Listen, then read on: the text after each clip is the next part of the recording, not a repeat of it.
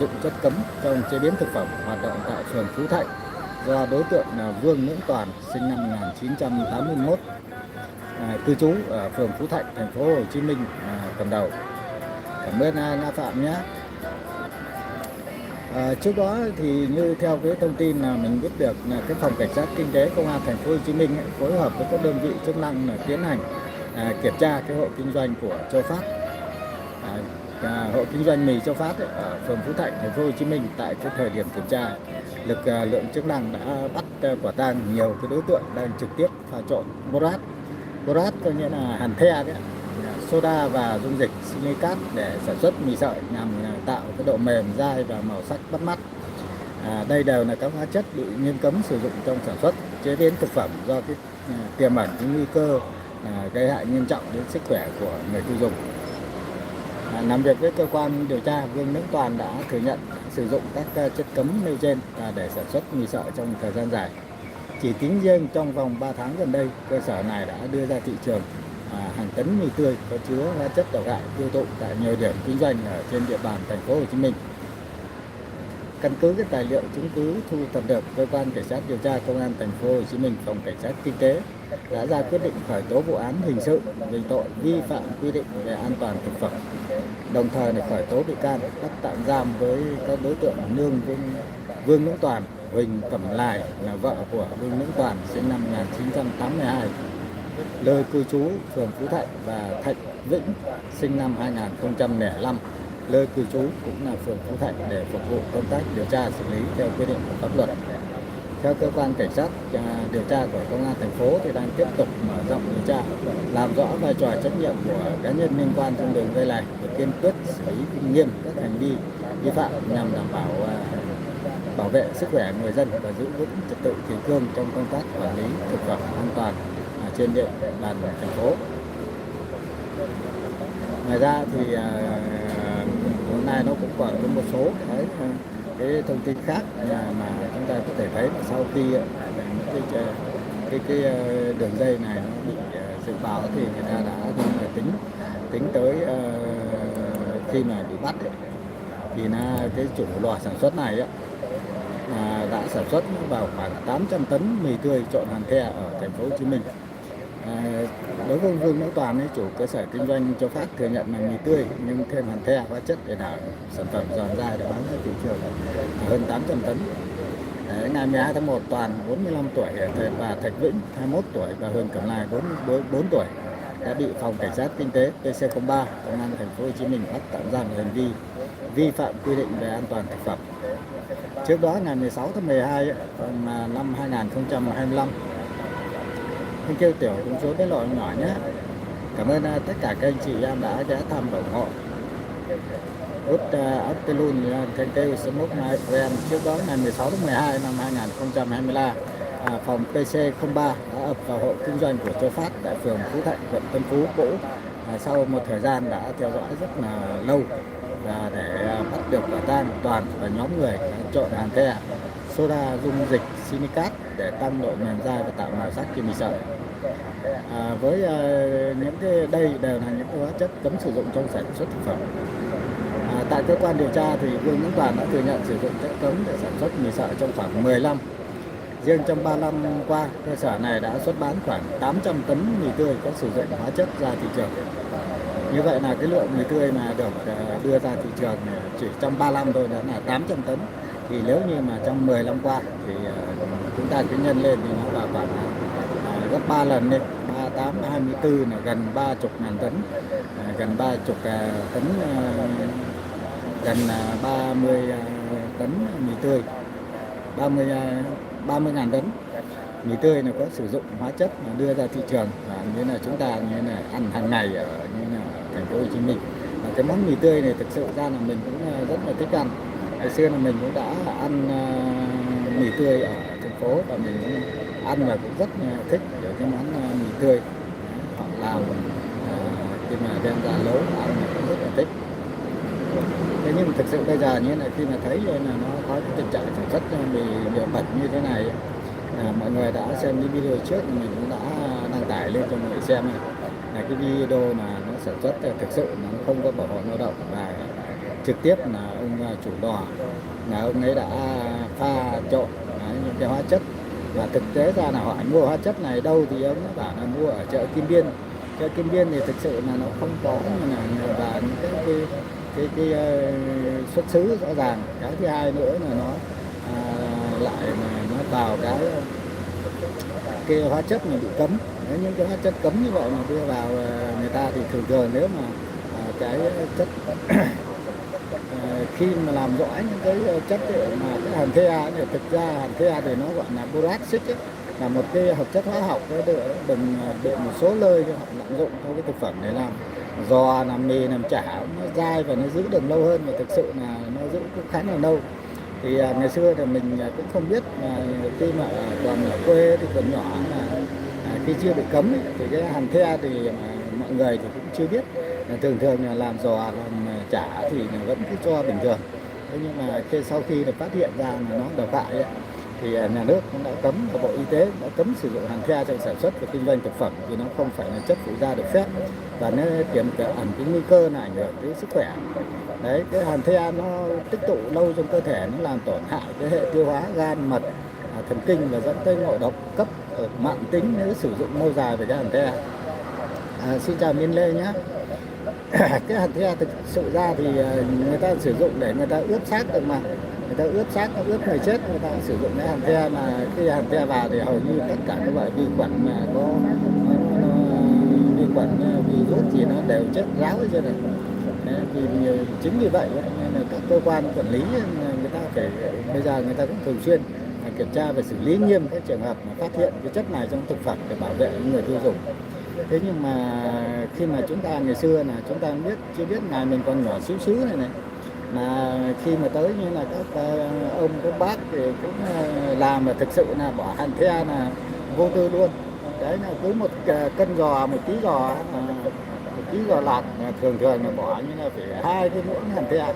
Mà ngày đó mình đâu có biết hàn the là gì, nó cũng rất là trắng, và như là mà quả thực khi mà ăn vào thì giò nó rất là giòn và nó dai. Đấy, thế nhưng mà cho nhiều quá thì nó cũng có mùi, nó hắc chứ không phải là nó, nên là mình cái hàn the nó ướp thịt sống thì nó không bị hư. Ngày hôm sau rồi cái nước thịt nó chỉ có tái nhợt đi thôi, nhưng mà nó không có bị hư, bị thối. Đấy, là cái đó người ta là sử dụng trong cái công nghệ ướp xác. Thế mà Miên Lê thì hôm qua cũng có đọc cái bình luận của Miên Lê, và cứ ăn chay là ăn mì vàng. Đấy, cái mì vàng đó thì thực sự là cái mì tươi. Đấy, cái mì tươi mà người ta sản xuất thì như cái video này chúng ta đã xem cái quy trình sản xuất ở trong cái xưởng của nó như thế. Cái xưởng của nó thì thực sự là khi sau cái pha hóa chất và trộn mì ở trong một cái máy mà nó thực sự là nó không có vệ sinh. Đấy, mấy người bạn ở bên Hàn Quốc họ vào, họ còn bình luận, họ vào xem cái video của mình đăng tải lên đấy, họ còn bình luận mà người ta còn nhận ra được là cái thùng thì là đúng là mấy cái thùng sơn, thùng nhựa công nghiệp. Đấy, cái thùng sơn thì ông đã đổ nước vào, ông pha trong cái thùng sơn, thì không phải là cái thùng để mà chuyên dụng để mà sử dụng để cho mình làm chế biến thực phẩm. Chế biến thực phẩm thì thường thường là những cái chế biến thực phẩm là nó cũng rất là cái yêu cầu là cái dụng cụ của nó là phải đạt tiêu chuẩn vệ sinh. Đến đây là cái thùng sơn mà khi mà chúng ta sơn tường, sơn nhà xong đó, thường thường chúng ta gọi là thùng B đó. Ông đổ nước vào đó rồi ông trộn cái hóa chất mà ông ấy nói là chất tiboxit gì đấy, tiboxit nhưng thực tế đó là canxi. Thì khi mà ông ấy trộn vào thì ông ấy có đưa cho mấy muỗng, ông ấy bỏ mấy muỗng vào. Cảm ơn Thành Lễ nhé, cảm ơn ông rất nhiều. Tiểu công chúa đứa nhỏ làm sao ăn cái gì mình cũng lựa chọn thực phẩm nhé, chứ mình cũng đừng có lựa chọn những cái sản phẩm mà nó không rõ nguồn gốc. Đấy. Khi mà rõ nguồn gốc ra thì thực sự ra là nó sản xuất nó rất là dơ bẩn, thì chúng ta không thể nào ăn được. Nên bởi vậy nên cái COC ấy, của bên Mỹ ấy, thì người ta những là rất nghiêm ngặt trong những vấn đề này, hoặc cả các nước khác ấy, thì họ rất nghiêm ngặt về trong cái vấn đề sản xuất thực phẩm. Và khi thực phẩm của sản xuất ở Việt Nam thì họ xuất sang nước ngoài là họ cũng qua một cái kiểm định rất là kỹ và rõ ràng. à, biết đâu mà chọn. Bây giờ cái thực sự ra là cái thực phẩm mà chúng ta cũng phải vào mà chúng ta phải xem, trước mắt là chúng ta phải xem rõ cái nguồn gốc của nó là cái gì đấy, và hai nữa là cái thời hạn bảo quản, thì cái đó là chúng ta cũng hạn chế được phần nào, chứ thực sự ra là bây giờ nó sản xuất là hàng giả nó quá trời rồi. Hàng giả là hàng nhái, hàng giả là cái thực phẩm không sạch thì nó rất là bẩn, thì chúng ta thực sự là cũng khó để chúng ta mà tránh hết được. Thế nhưng mà chúng ta phải có những cái nhãn hiệu uy tín rõ ràng. Đấy. Thực sự là trong những cái nhãn hiệu uy tín rõ ràng ấy, thì chúng ta khi mình vào xem ấy, thì mình cũng thấy là khi mà chúng ta thấy mà khi mà họ sản xuất như vậy thì ăn vào cũng khổ lắm. Đấy, khi mà thấy họ trộn xong ấy, trộn hóa chất, trộn bột, trộn hóa chất này, trộn soda, trộn xong cái nó bỏ ra là mấy ông cứ mặc quần sọt á, mặc quần sọt thì chả biết chân tay này có rửa sạch sẽ gì không, mà cứ gục xuống sàn, nhưng mà cái sàn này chắc nát cái tấm ni lông hay gì đó, rồi cứ gục xuống sàn ấy, cái rồi chân tay không, cũng chẳng đeo găng tay mà ủng cũng không mang nữa. Nghĩa là cứ chân tay không, đấy là cuối cùng ấy, mình toàn như là ăn da ăn thịt của nó không à. Nó cầm cái miếng mì này, nó vật này, nó lôi nó kéo này, rồi cuối cùng là mình toàn thì trong cái tay da của mình thì nó có cái lớp da chết, đúng không? Cái lớp da chết mà khi làm nó vặn, nó vật, nó cầm này, rồi nó mặc cái quần sọt không đấy, mà nó vào nó dẫm đạp lên cái chỗ khu vực làm mì thì ôi trời, thì cũng khá là khủng khiếp. Thật giả biết đâu mà chọn lựa được. Thì cái này là khi mà chúng ta thì cố gắng thì chọn những cái thương hiệu tốt, thì nó như là mình cũng tránh được một phần nào. Đấy là giả sử như là thương hiệu tốt thì cũng chưa phải là những cái nào nó cũng tốt cả, nhưng nhiều khi những cái hãng sữa nào loại khác ấy, nó cũng vẫn làm giả. Là những cái gì nó về giả thì ai phải qua con đường đó thôi.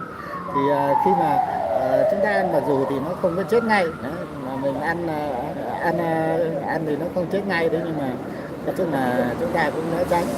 Và tốt nhất ấy là một cái cách mà để chúng ta như là để bảo vệ cái sức khỏe của bản thân và gia đình đấy, cho mọi người, thì chúng ta cứ thực phẩm tươi sống chúng ta mua về, chúng ta tự chế biến và chúng ta ăn thì nó là chắc chắn nhất. Còn ngay cả như là chúng ta đi ăn những cái bánh mì hay là ăn những cái chỗ cửa hàng người ta nấu ấy, thực sự là nhiều người ta nấu thì ăn rất là ngon. Thế nhưng mà khi mà ăn vào ấy, thì thường là nhất là chúng ta phải ăn cơm hộp, cơm bụi, hay là ăn những cái món ăn đường phố. Thì những cái người làm, người ta làm có tâm ấy, người ta nhớ là mua những cái thực phẩm mà nhớ là nó còn tươi, ngon thì về họ chế biến thì nó không sao. Nhưng nhiều người ta nhớ là chạy theo cái lợi nhuận, thì người ta nhớ là thường người ta như mình thấy ở đây là người ta sẽ đi chợ buổi chiều. Đấy, mình thấy rất nhiều mấy người gần chỗ nhà mình cũng có bán ba cái bánh mì thì xôi thì này nọ khác á. Cơm với muối mè thì nó không lên, cái đó thì mình thiếu, nhưng mà mình cứ cố gắng mình đi mình mua, mình chọn thực phẩm tươi. Như là trong khi mà chúng ta ra mua thực phẩm tươi sống, chúng ta cũng phải xem xét lựa chọn thực phẩm tươi về, chúng ta tự chế biến đấy, chúng ta ăn nó chắc chắn nhất. Chứ còn ăn với muối mè không thì cũng hơi căng ạ. Ăn muối mè không, ăn được bữa 2 bữa thôi là nó ngán. Là như vậy nên với lại nó không đảm bảo sức khỏe nữa. Thì khi mà chúng ta muốn ăn uống thì chúng ta cố gắng trong cái sức khỏe gia đình mua cá, mua thịt, mua tôm tép gì đó, thì chúng ta cố gắng thì chúng ta lựa chọn, học thêm cái kỹ năng. Cái này nó cũng phải có kỹ năng lựa chọn những cái thực phẩm nữa. Thực phẩm tươi sống, giả sử chúng ta đi ra mà chọn miếng thịt chẳng hạn, mà ra mà nhìn những miếng thịt nó còn phải tươi, nó còn phải hồng, ấn vào nên nó còn phải nó có cái độ đàn hồi thì nó là thịt tươi. Người ta ấn vào cái mà nó cứ lún nó hoài mà nó không có chơi, nó không chịu lồi ngược trở lên ấy. Đó là cái thịt là có khả năng đã bị ướt hàn the để từ ngày trước. Đấy, là người ta sẽ có cái tình trạng như vậy. Thế nên là khi mà đi chợ búa thì chúng ta cũng lưu ý về cái vấn đề như là cái thực phẩm bẩn. Thì cũng như ngày xưa thì có nhiều vụ mà cũng nổi tiếng ở trên mạng xã hội, như là vụ nòng những cái vụ mà lòng xe điếu này, hoặc là những gì đó lòng xe điếu rồi là sữa giả rồi thực phẩm giả nó rất là nhiều. Thì khi mà người ta làm ấy, thì nó cũng bé thấy người Việt Nam là bệnh tật nhiều ung thư đột quỵ, các bệnh viện thì làm ở đây. Đúng rồi đấy bé. Như vậy là mình phải nói rằng là trong những cái lần mà họ như là gì như vậy ấy, lúc nào cũng đông người mà tội nghiệp cho người nghèo. Đúng thực sự đây kiểu chúa bé nhỏ, một ngày ăn cơm muối tiêu, một ngày ăn cơm với chao. Chao là ăn cơm mà chao mà lựa chao nó cũng phải lựa chao ngon ngon như anh Thành Lễ. Cảm ơn Thắng Lợi nhé. Của Thắng Lợi đã like bây giờ nhảy like đấy không? Thì khi mà chúng ta vào đi ăn cái chao là đảm bảo như là trong cái chao nhé là nó có đậu hũ đúng không? Là có đậu phụ đấy. Mà trong cái đậu phụ đấy thì thực sự ra là khi người ta sản xuất, người ta biết người ta cho gì không? Người ta cho thạch cao. Thì cái thạch cao, cái nguồn thạch cao đó thì nếu mà nó sạch, nó ngon thì chao thì nó là món ăn ngon, đậu hũ là món ăn ngon. Thế nhưng mà chúng ta nhớ là cũng cố gắng lựa chọn cái thực phẩm sạch để chúng ta ăn. Và tốt nhất là tự đi chợ, tự về nấu ăn. Nếu mà nhà nào có vườn ấy, như nhà mình có vườn thì mình sẽ trồng một số rau có trái cây hoặc củ quả để chúng ta tự cung tự cấp. Vậy là bây giờ là nó chắc ăn, chứ còn thực tế ra nếu là các anh chị em mà đã từng đi nhiều nơi như mình từng đi ấy, để giả sử như ở bên Đồng Tháp, bên Tiền Giang ấy, là mình đã vào tận ruộng luôn, vào xem như là có nghĩa là người ta xịt thuốc kích thích ấy, cho mấy trái hũ hoa lên, là mấy cái trái hũ hoa mà nó cứ tươi xanh nhưng nó chẳng thấy rẻ lở gì hết trơn ấy. Là mấy cái đó là thuốc kích thích dữ lắm nha. Người ta xịt vô là trái này cho đó nó cứ bụ thu nút, nó mục là mà nhìn nó đẹp mắt dữ lắm. Thế nhưng mà chỉ ngày trước làm sao là mua về ăn rồi. Hai nữa rau cải thì mình cũng đi nhiều vùng người ta sản xuất rau. Đấy, rau cải cái thứ này thôi xịt thuốc trừ sâu, nên là người ta không có để những cái nhiều cái bó rau mà mình đã từng đi mua về nhé, mua về ăn nhé, là khi mà bỏ vào cái nước mình luộc lên ấy, lấy ra ăn nó vẫn còn sặc cái mùi thuốc bảo vệ thực vật ấy. Mình gọi đơn giản là thuốc sâu. Thế nên là nếu mà nhà mình có chỗ trồng thì tốt nhất để ta cứ trồng lên mấy miếng rau ta ăn. Rồi anh cảm ơn Hiệp Phan nhé. Thế còn như là nếu mà giả sử như là có đi ăn mì ăn bặm ấy thì cố gắng là chọn những cái quán nào mà nó có cái chất lượng tí, mình ăn vào ngon hay không mình biết ngay rồi. Những người giàu những người giàu mà bệnh, những người giàu có bệnh có tiền thì nhờ tiền có sao đi bệnh viện điều trị được. Đúng rồi, những cái này thì thực sự ra là cái sức khỏe của mỗi con người thì cũng tùy theo khi nào có bệnh và không bệnh. Thế nhưng mà để chúng ta như là để giảm thiểu những cái bệnh cho bản thân và những người thân trong gia đình và cho xã hội, chúng ta như là cũng lên cố gắng để chúng ta như là chia sẻ những giả sử chúng ta phát hiện được những cái chỗ nào đó người ta trồng hoặc người ta sản xuất thực phẩm giả, thực phẩm bẩn ấy, mình như là cũng có cái biện pháp đấy. Mình không chế tài được, thế nhưng mà mình sẽ báo cho bên quản lý thị trường, cho bên công an, người ta như là sẽ triệt phá những cái điểm đó đi, thì như là nó làm cho vài lần rồi tởn tới gần trước giờ là nó thực sự ra là nó rất mỏng nẻo trong những cái vấn đề này. Cái quản lý thị trường tới nhiều khi như là đi kiểm tra mà thấy con heo bệnh nó tới nó cho ít tiền, dúi cho cái phong bì chẳng hạn, hoặc là những cái vài cân thịt ngon. Nhiều khi là những con heo bệnh hay là những cái con như cái vụ đầu hộp của Hạ Long đấy. Thế nếu mà 100 mấy cả hàng trăm tấn mà thịt lợn bị nhiễm dịch tả heo châu Phi, mà nếu mà cái đó mà đưa hết ra thị trường mà thực sự ra là mình cảm ơn Hiệp Phan nhé. Như là cái pate cột đèn ấy, pate cột đèn là mình cũng mới ăn cách đây khoảng mấy tháng này. Cái bữa mình cũng tình cờ mình đi siêu thị, mình vào siêu thị vào Điện Máy Xanh ấy, mình thích ăn pate với bánh mì, nên mình mới vào mình mua, mình bảo sao có pate cột đèn này. Nên mình mua và ăn thử, thực sự là ăn nó ngon. Ăn nó ngon chứ cũng đâu có biết, thì khi nó chế biến rồi thì mình sao mà biết nó heo bệnh hay là không. Nhưng mà bây giờ khi mà phát hiện ra đâu có, mình cứ báo bình thường bên công an người ta bảo mật cho mình chứ người ta không có phải gì đâu. Đấy, mình tới thì mình báo là mình có thể điện thoại, đấy, mình gọi điện thoại mình báo trên đường dây nóng, hoặc là mình có thể báo trực tiếp giật cái trả thù thì mình, bởi vậy mình cứ sợ trả thù nên mình không dám làm gì thì cũng là nó cũng gây hại cho rất nhiều người khác.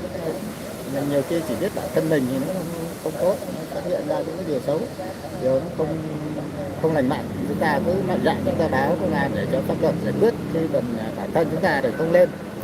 Không lên nghĩa là đụng chạm vào, giả sử như tự nhiên nó đang làm bị bẩn ấy, mình dám vào trong đó mình quay không, mình dám vào trong đó mình quay phim mà chắc chắn là không phải. Vào đó quay phim nó gậy nó rượt cái bỏ bố luôn đấy, cho nên là hoặc là những cái chỗ khác.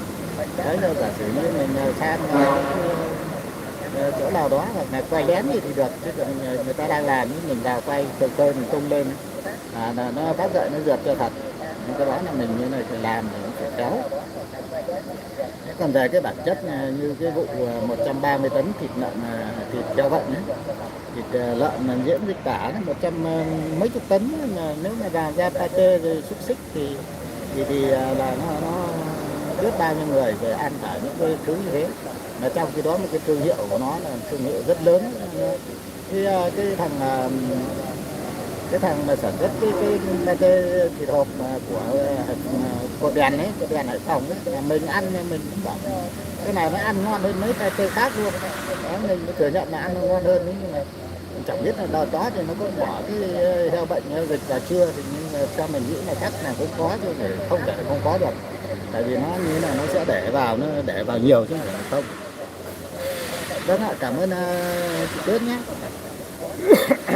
Mình thực sự ra cái mình ăn mình cũng chắc chắn này, không nhiều thì ít thì sau đó thì mình cũng đã như là thưởng thức cái món heo dịch tả cục châu Phi.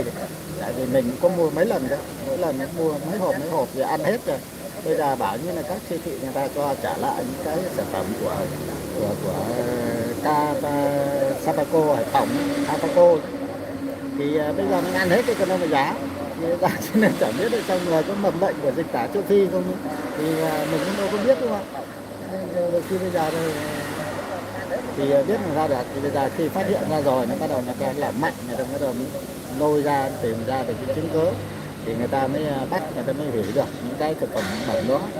Đấy, nhưng bởi vậy là tốt nhất như mấy anh chị em mình đi hay làm cái video làm bếp ấy, nấu ăn ấy, thì mình vừa đi ra mình vừa lựa chọn được cái thực phẩm tốt này, mình vừa lựa chọn được cái sản phẩm sạch này. Đấy, chúng ta về chúng ta vừa làm để chúng ta vừa ăn nó vừa ngon này, nó vừa đảm bảo này.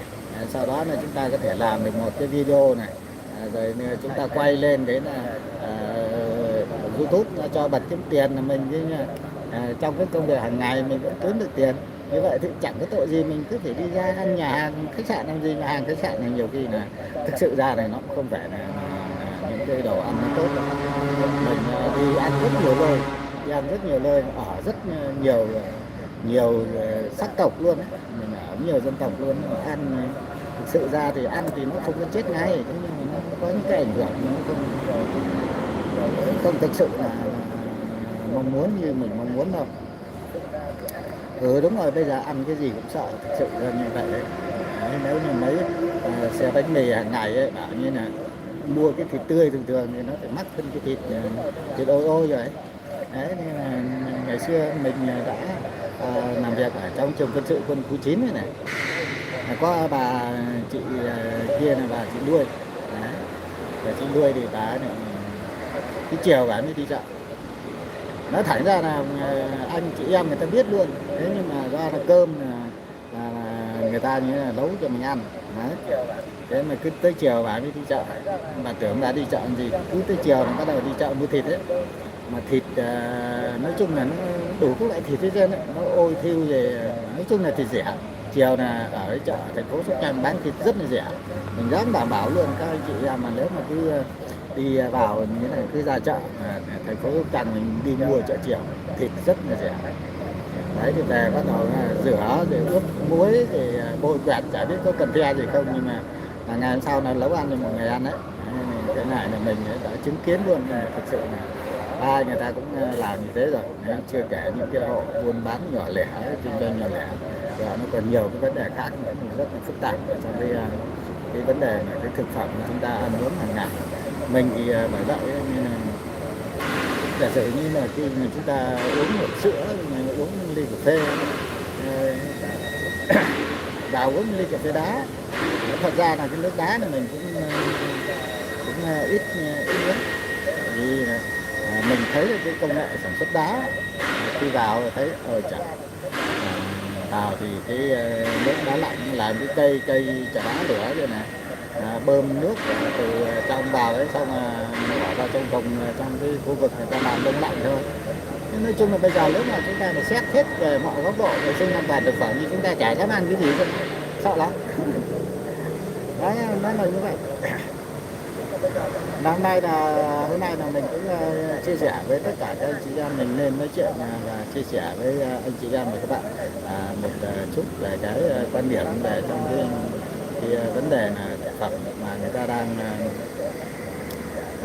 rất là cái nhu cầu rất là cao, và nhà nước cũng đang đẩy mạnh rất mạnh về cái vấn đề mà chống sản xuất hàng nhái, hàng giả trong cái dịp cuối năm này, thì để cho an toàn về sức khỏe cho bản thân và gia đình, chúng ta như là cũng có một cái lựa chọn ăn uống cho nó thông minh. Cái thứ nhất là nó phải đảm bảo an toàn này, hai nữa là nó đầy đủ cái dưỡng chất. Đừng có thấy nó nói vậy cái rồi suốt ngày ăn muối vừng không, nó cũng không tốt cho sức khỏe. Đây là cái cách mà chúng ta như là bảo vệ cho sức khỏe cho bản thân và gia đình rằng thì chúng ta như là cái gì sản xuất được thì chúng ta ăn. Đấy, đúng rồi, tự trồng rau mình ăn, tự nuôi gà mình ăn, chả có gì cả. Cái đó thì mình có thể làm được, mà cái đó trong tầm tay mà nó vừa vui, nó vừa có cái thực phẩm sạch mình ăn. Cái thứ hai nữa là nó an toàn cho sức khỏe của người. Thì qua những cái sự việc như thế thì mình cũng muốn chia sẻ với tất cả các anh chị em và các bạn là một cái cách để chúng ta để chống lại với những cái tệ nạn, cái hàng giả, hàng kém chất lượng, hàng nó không tốt. Thì anh chị em mình cố gắng như là cái lựa chọn những cái phương pháp nào tốt nhất, và là người sử dụng thông minh nhất, và cho nó đảm bảo an toàn cho sức khỏe gia đình, người thân, và cho có gì cái thì chúng ta có thể tố cáo lên để cho xử lý những trường hợp nó vi phạm. Như vậy là hôm nay mình cũng live lên để mình phát live chia sẻ với các anh chị em và các bạn một chút về cái vấn nạn hàng hóa tiêu dùng không đảm bảo chất lượng, ảnh hưởng sức khỏe mọi người, thì chúng ta cũng lên chia sẻ rộng rãi để cho mọi người cùng để chúng ta cùng tránh. Và thank you SCTV, thank you so much my friend. Ở đây thì anh em mình cố gắng chúng ta chia sẻ cho nhau một chút vậy thôi. Anh cảm ơn Chocola nhé. Thì chúng ta chia sẻ với nhau một chút, và chúng ta như là cố gắng, nếu như tình cảm thấy Chocola đi về quê đấy, trồng rau, bắt cá, nuôi gà, bắt gà thì đó mang đi ăn đấy là được ạ. Vâng, thế như vậy là các anh chị em đã ghé thăm, ai đã đăng ký thì nhớ đăng ký nhé, ai ghé xem thì nhớ cho mình xin một like. Xin cảm ơn và hẹn gặp lại các anh chị trong những phiên này lần sau. Bye bye, và kính chúc tất cả các anh chị em và các bạn luôn vui vẻ, sức khỏe và bình an trong cuộc sống. Bye cả nhà. Anh chia sẻ như vậy anh đang nói chuyện về cái vấn đề thực phẩm bẩn đấy em. Cái đó là mình để cho nó thông báo rằng là những cái đối tượng làm cái thực phẩm ấy, bẩn ấy, mà đã bị bắt, và như là chúng ta như đã dẹp được một cái ổ sản xuất thực phẩm bẩn cho mọi người ăn này đấy. Như vậy nó chỉ chia sẻ một chút để tôi là thông tin để cho mọi người mừng. Đấy là cái cơ sở đó là đã bị bắt và đã bị đóng cửa, và như là các đối tượng liên quan là đã bị bắt, và chắc chắn là sẽ bị khởi tố, đã bị bắt tạm giam rồi, thì phải khởi tố hình sự rồi thì không thể nào tránh khỏi được. Thôi xin chào và hẹn gặp lại các anh chị em và các bạn nhé. Bye bye.